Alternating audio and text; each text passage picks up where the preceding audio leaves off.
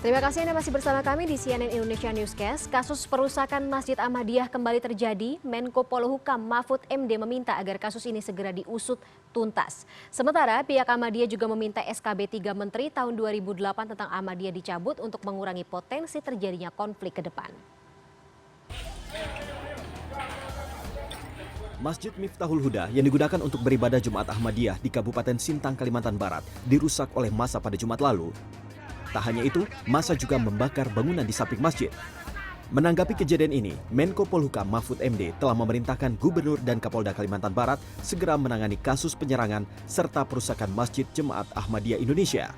Semuanya ya harus ikut aturan-aturan hukum dan Gubernur akan menangani ini dengan baik sehingga itu tidak perlu meluas. Sehingga semuanya harus menahan diri. Kita hidup di negara kesatuan Republik Indonesia di mana hak-hak asasi manusia itu harus dilindungi oleh negara. Sementara Jemaat Ahmadiyah Indonesia meminta kepolisian menegakkan hukum. Jemaat Ahmadiyah juga meminta surat keputusan bersama 3 Menteri tahun 2008 tentang Ahmadiyah dicabut untuk mengurangi potensi konflik. Yang kedua adalah soal SKB 3 Menteri tahun 2008. Walaupun tujuannya awalnya untuk memberikan perlindungan kepada Muslim Ahmadiyah, tapi dalam prakteknya SKB 3 Menteri kemudian ditafsirkan sebagai pelarangan oleh pimpinan daerah, oleh bupati, oleh gubernur di beberapa tempat, tidak semua, dan kemudian dijadikan alasan oleh kelompok-kelompok radikal untuk melakukan persekusi. Jadi banyak pihak menyayangkan peristiwa ini. Di Semarang, Persaudaraan Lintas Agama atau Pelita mengeluarkan sikap keprihatinan atas peristiwa perusakan. Mereka pun meminta polisi segera mengusut tuntas pelaku perusakan dan pembakaran. Aparat keamanan kami mohon tegas untuk mengambil tindakan-tindakan yang terukur terhadap para perusuh. Mohon maaf saya katakan, mereka bukan umat beragama yang baik yang menyerang itu, tetapi adalah perusuh atau berandal-berandal yang berkedok agama. Tolong ini aparat harus tegas. Mereka juga meminta negara tidak boleh kalah dan harus hadir di setiap terjadinya peristiwa atau aksi intoleransi umat beragama di Indonesia. Tim Liputan CNN Indonesia. Ya, Menteri Agama Yakut Kholil Qomas mengecam insiden perusakan dan pembakaran Masjid Ahmadiyah di Sintang, Kalimantan Barat dan meminta aparat keamanan untuk mengambil langkah tegas. Sementara di sisi lain, jaringan Gus Durian mendesak Presiden Joko Widodo untuk mencabut beberapa aturan terkait dengan pendirian rumah ibadah dan pelarangan atas jemaah Ahmadiyah di Indonesia. Kita akan bahas lebih lanjut dengan para narasumber saya pada malam hari ini yang sudah hadir dalam CNN Indonesia Newscast. Yang pertama ada staf khusus Menteri Agama Bidang Kerukunan Umat Beragama Ifdal Abidil Aziz. Selamat malam, Assalamualaikum Gus Alex. Waalaikumsalam warahmatullahi wabarakatuh. Kondisinya gimana Gus Alex, sehat ya? Alhamdulillah sehat walafiat. Alhamdulillah ya. Dan yang berikutnya ada Kabid Humas Polda Kalimantan Barat atau Kalbar, Kombes Pol Doni Charles Go. Selamat malam Pak Doni. Ya, selamat malam. Pak Doni gimana, juga sehat ya? Ya, harus sehat. Alhamdulillah. Dan berikutnya terakhir ada Koordinator Jaringan Gus Durian, Alisa Wahid. Selamat malam, Assalamualaikum Mbak Alisa. Waalaikumsalam Mbak Fani. Mbak Alisa sehat? Alhamdulillah sehat Mbak. Alhamdulillah, senang sekali mendengarnya. Kalau begitu kita lanjutkan langsung ke dialognya. Saya harus ke Pak Doni terlebih dahulu. Pak Doni, sejauh ini apa saja hasil penanganan kasus ini oleh kepolisian? Ya, jadi perlu kami laporkan bahwa komitmen kami, bahwa fokus kami sekarang yaitu dalam bentuk penegakan hukum. Kemudian menjaga status atau situasi di sana tetap aktif. Untuk penegakan hukumnya sendiri, itu kami sampaikan bahwa sudah ada 10 orang yang kita amankan. Kita masih waktu 1 kali 24 jam untuk menentukan status dari masing-masing orang yang kita amankan. Demikian. Oke, 10 orang ini semuanya warga di sekitar masjid tersebut atau bagaimana Pak Doni? Ya, jadi saat ini kita lagi maraton untuk memeriksa setiap orang yang kita amankan tersebut. Kita berharap dari pemeriksaan nanti bisa berkembang. Jadi artinya semua pertanyaan dari Mbak tadi bisa kita jawab di hasil pemeriksaan. Identitasnya, peranannya masing-masing, bahkan bukan tidak mungkin aktor intelektual pun bisa kita dapatkan di sana. Jadi kami memang membutuhkan waktu, mudah-mudahan dalam waktu segera ya kita bisa sampaikan secara lengkap, tidak hanya orang yang saat ini sedang ya. Oke, tapi saya harus tanya lagi Pak Doni, ini 10 orang yang sudah ditangkap oleh kepolisian ini berdasarkan laporan atau kesaksian dari pihak mana saja Pak? Ya, jadi kita berdasarkan alat bukti, barang bukti yang ada di TKP. Kita melakukan pemeriksaan dari sana, kemudian muncul hasil identifikasi dari beberapa orang yang memang ada di TKP. Kemudian dari situ coba melakukan pendekatan, kita berharap mereka bisa datang sendiri. Walaupun tadi dari 10 orang itu, ada 5 yang kita jemput, ada 1 yang datang sendiri ke kantor. Oke, baik. Jadi akan ada hasil lengkap atau update perkembangan dalam 1 kali 24 jam ke depan begitu ya Pak Doni ya? Iya. Baik. Kalau begitu saya sekarang ke Gus Alex. Gus Alex, untuk langkah yang diambil oleh Kementerian Agama terkait dengan kasus perusakan dan juga pembakaran Masjid Ahmadiyah di Sintang ini, seperti apa ke depannya? Ya, terima kasih Mbak. Jadi Kementerian Agama terkait dengan kasus di Kalimantan Barat ini sudah meminta kepada Kakanwil Kementerian Agama Kalimantan Barat untuk berkoordinasi dengan pemerintah daerah dan kemudian seluruh FKUP serta turun ke lapangan gitu ya, untuk mengambil langkah-langkah strategis dalam pemeliharaan kerukunan umat beragama. Peraturan bersama Menteri Agama dan Menteri Dalam Negeri ya, nomor 9 dan nomor 8 tahun 2006 yang saat ini sedang kita upayakan peningkatannya menjadi Perpres tentang pemeliharaan kerukunan umat beragama, memang memberi mandat kepada kepala daerah ya, atau wakil kepala daerah gitu ya, dalam pemeliharaan kerukunan umat beragama. Nah, dalam hal ini memang Kemenak ikut juga ambil bagian bersama dengan Forum Kerukunan Umat Beragama. Itu yang terus kita lakukan, termasuk terkait dengan kasus di Sintang Kalimantan Barat ini, Mbak. Oke, tapi untuk respon baik kepada pemerintah daerah maupun kepolisian setempat bagaimana dari kementerian sendiri, Pak? Ya, begini. Persoalannya itu kan sebenarnya adalah pertama yang harus kita sampaikan, yang harus kita munculkan adalah apapun persoalannya ini kan kita lakukan musyawarah dalam mencari penyelesaiannya. Gitu. Kita bahas secara detail akar masalahnya dan kita upayakan untuk mencari solusi dan ketemu. Itu yang pertama harus kita lakukan. Jadi musyawarah itu penting. Kita dorong berbagai pihak untuk mendapatkan musyawarah dan dalam mencari keselesaian. Nah, memang selain daripada itu penegakan hukum juga sangat penting. Oke. Ya, penegakan hukum itu juga sangat penting. Oleh karena itu ya berbagai tindakan hukum yang dilakukan oleh aparat kepolisian ya harus kita apresiasi. Tapi terlepas dari itu semua, ini kan persoalan kan tidak semata-mata berhenti di soal penegakan hukum. Ya. Ada persoalan yang harus lebih dalam harus kita selesaikan. Oke. Gitu ya. Apa itu Pak? Soal itu. Gus Alex, sorry. Apa itu yang menjadi prioritas dari Kementerian Agama sendiri? Penyelesaian seperti apa yang akan diambil? Ya, pertama ya selain penegakan hukum, itu adalah soal jaminan kebebasan beragama di Indonesia. Itu penting. Ya. Memang masyarakat itu harus kita dorong, harus kita bangun ruang gitu ya, seluas-luasnya gitu ya pada masyarakat, pada umat untuk dapat menjalankan ibadah sesuai dengan agama dan keyakinannya. Nah ini diatur dalam ini regulasinya mengatur seperti itu. Nah bahwa ada beberapa kasus, ya, ada beberapa peristiwa ini ya sebagai suatu realitas yang harus kita pahami dan kita carikan solusinya. Oke. Nah yang ketiga yang harus kita bangun bersama-sama itu adalah bagaimana kita menguatkan pemahaman kepada masyarakat, gitu ya. Membangun cara pandang baru kepada masyarakat tentang moderasi beragama. Apa itu moderasi beragama? Bagaimana moderasi beragama? Ini penting gitu. Jadi kalau kemudian masyarakat bisa memahami ini secara benar, membangun perilaku yang toleran, membangun perilaku yang berkeadaban, membangun tata cara hidup yang saling bekerja sama, membangun kesetaraan, akan mulai kita bangunlah tata sosial masyarakat yang harmonis gitu. Itu yang penting menurut saya selain soal penegakan hukum kemudian jaminan kebebasan beragama, yang ketiga adalah bagaimana mendorong moderasi beragama di masyarakat pada umat. Ini pokok, ini penting. Oke, Gitu, Gus, Mbak. Gus Alex, tadi saya tergelitik untuk mendalami terkait dengan jaminan kebebasan beribadah oleh warga beragama di Indonesia. Tapi saya harus ke Mbak Alisa terlebih dahulu ini. Mbak Alisa, menurut Anda apakah langkah-langkah yang diambil baik oleh kepolisian maupun Kementerian Agama sampai dengan saat ini terkait dengan kasus perusakan dan juga pembakaran Masjid Ahmadiyah di Sintang cukup?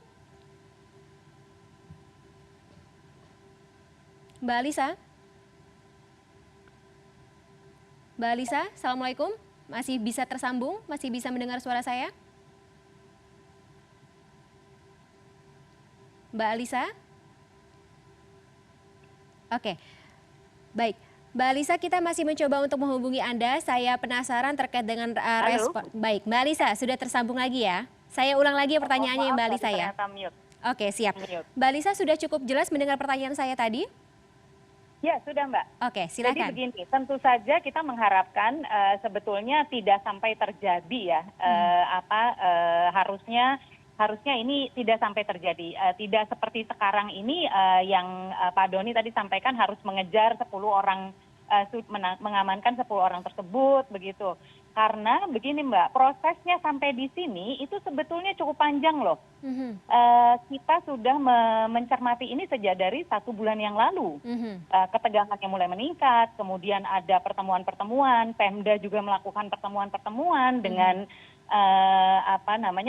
dengan Polres dan juga dengan Kementerian Agama. Nah, Kementerian Agama sendiri saya tahu persis ini terus diingatkan oleh Kementerian Agama Pusat tentang bagaimana posisi bahwa hal-hal yang terkait dengan agama adalah urusan absolut pemerintah pusat, tidak pemerintah daerah. Nah, ketika sekarang terjadinya sudah seperti ini memang ya sudah tidak bisa lagi pencegahan, tetapi kita tentu mengharapkan agar tidak berkembang, tidak meluas, dan ini segera diselesaikan karena ini bisa menjadi presiden yang kurang tepat ya, yang buruk begitu kepada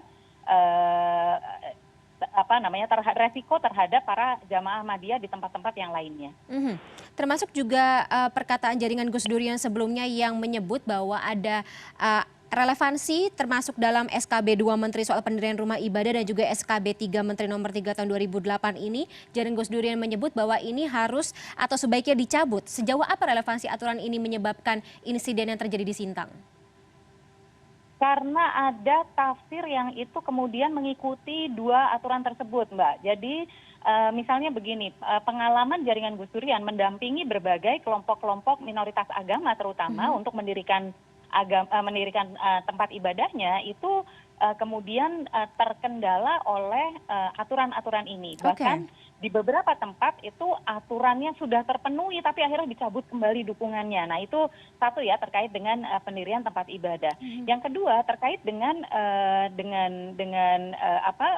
aktivitas jamaah Ahmadiyah, ini banyak sekali salah tafsir yang bahkan saya sempat terkaget-kaget ketika seorang pejabat kepolisian di tingkat pusat itu juga tidak paham bahwa SKB tentang Ahmadiyah itu tidak pernah menyebutkan bahwa ini organisasinya dilarang atau kemudian masjid harus ditutup, itu tidak ada, dibatasi kegiatannya, itu yang ada.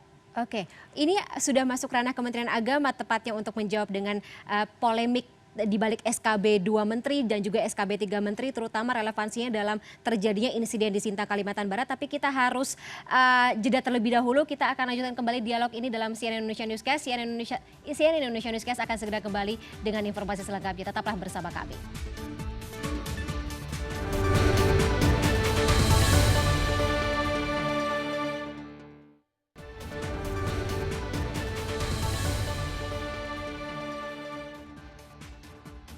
Masih bersama kami di CNN Indonesia Newscast, kita akan lanjutkan kembali dialog terkait dengan usut tuntas aksi intoleransi yang terjadi di Masjid Ahmadiyah Sintang, Kalimantan Barat. Saya kembali ke Gus Alex. Selamat malam, Assalamualaikum Gus Alex. Tadi kata Mbak Alisa ini ada relevansi, ada hubungannya dengan polemik aturan SKB 2 Menteri dan juga SKB 3 Menteri.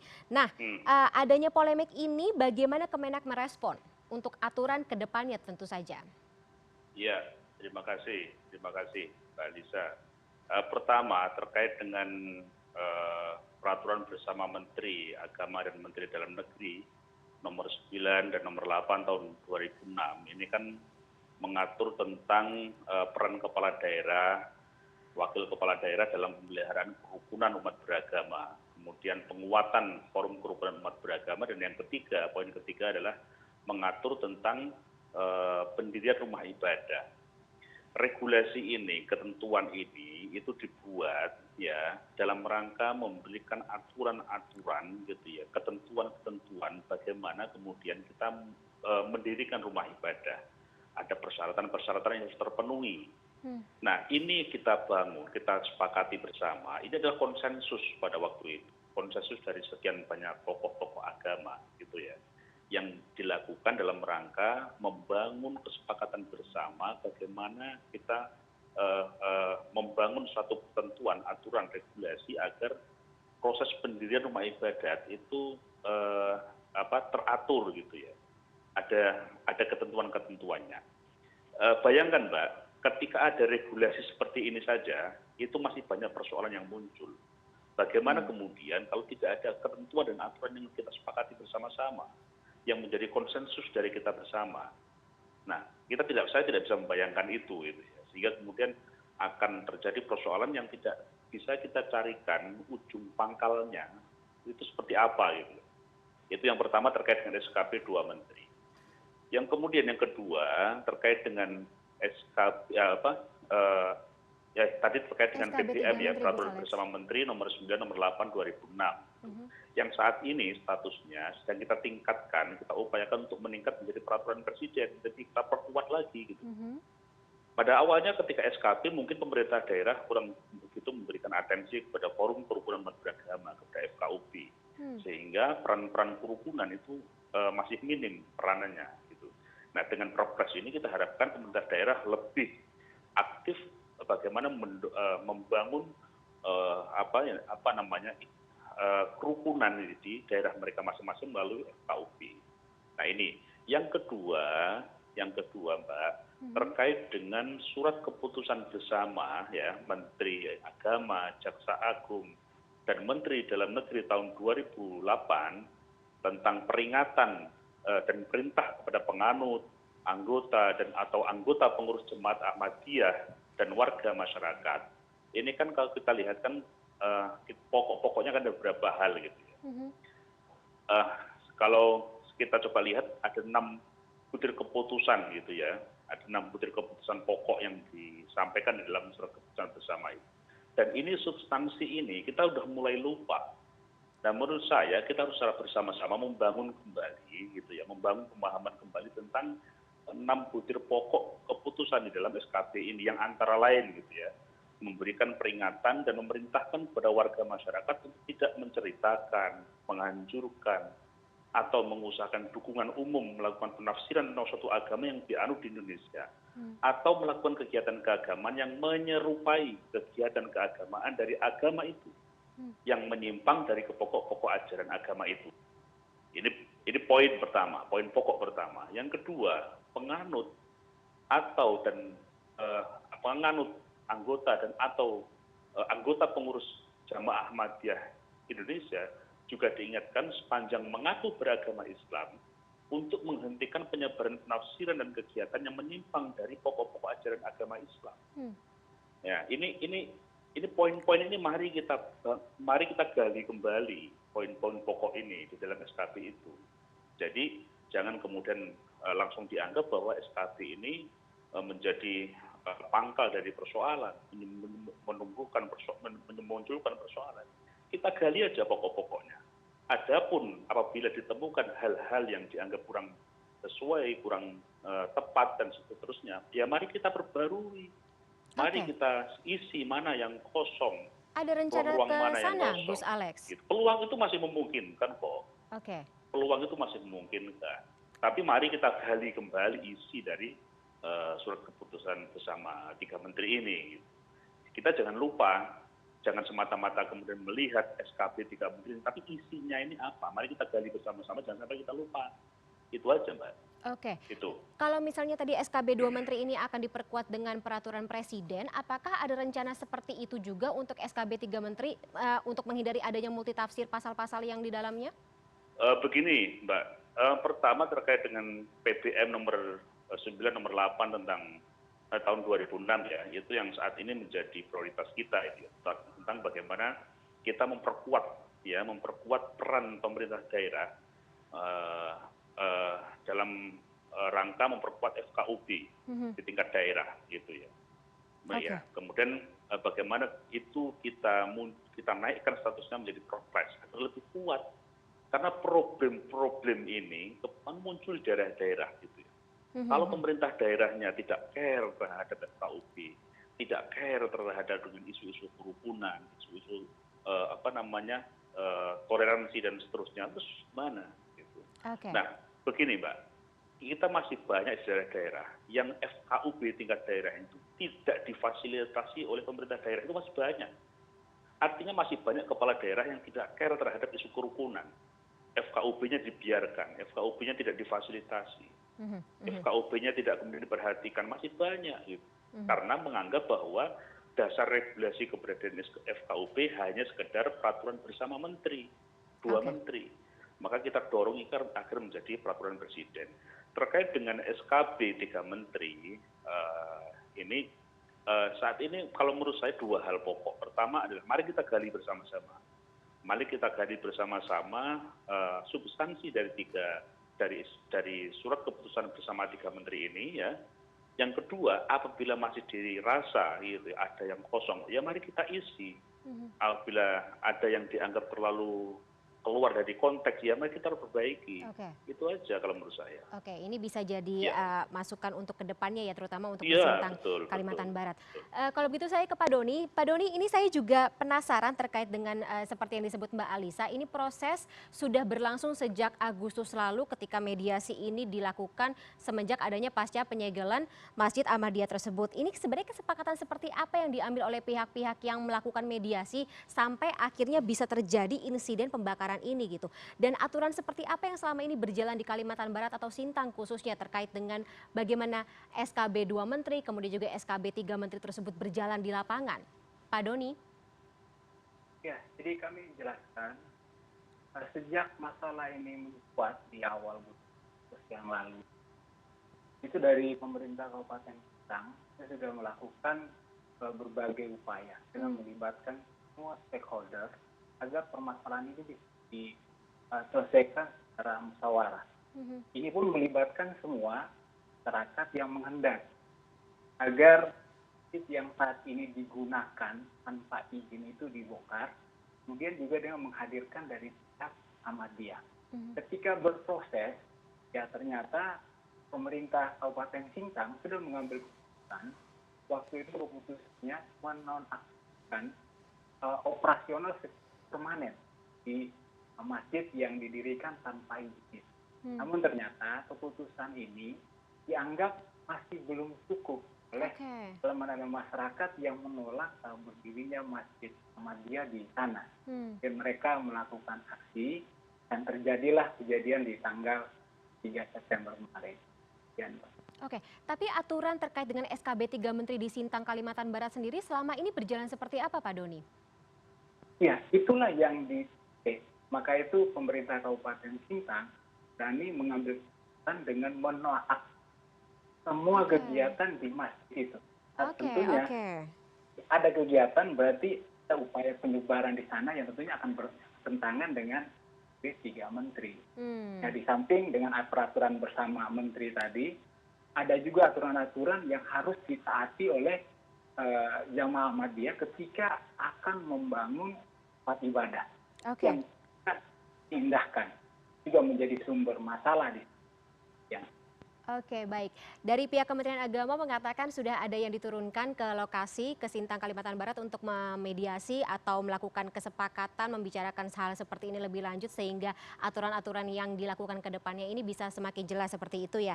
Tapi Mbak Alisa, dari kasus pembakaran Masjid Ahmadiyah ini dan ke depannya langkah-langkah apa yang akan diambil oleh baik pemerintah maupun juga aparat terkait di Indonesia khususnya.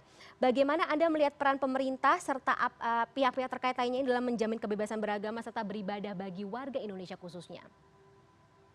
Ya, saya menyambut baik tadi apa yang disampaikan oleh Pak Gus Islah, Gus Alex, bagaimana Kementerian Agama membuka diri untuk mengkaji kembali, kemudian memperkuat apa yang harus diperkuat, kemudian mengolah ulang dari hal-hal yang dianggap bisa menimbulkan kemudorotan ya ke persoalan yang seperti saat ini. Kita harus ingat bahwa terkait dengan Jamaah Ahmadiyah dan juga beberapa kelompok minoritas, ini serangan-serangan seperti ini sudah berulang kali terjadi di berbagai tempat.